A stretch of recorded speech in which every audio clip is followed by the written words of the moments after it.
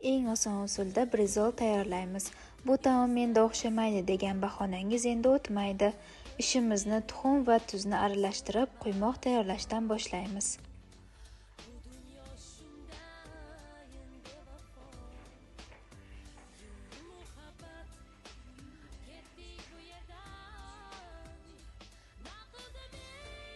Mol go'shtiga mayda to'rg'algan piyoz va ziravorlarni solib aralashtiramiz.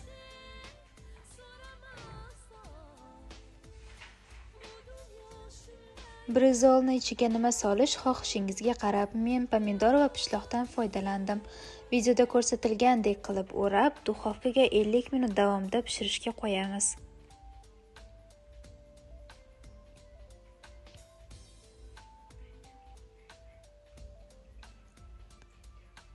Retsept yoqqan bo'lsa, yurakchani bosib, yaqinlaringizga yuborib qo'yishni unutmang.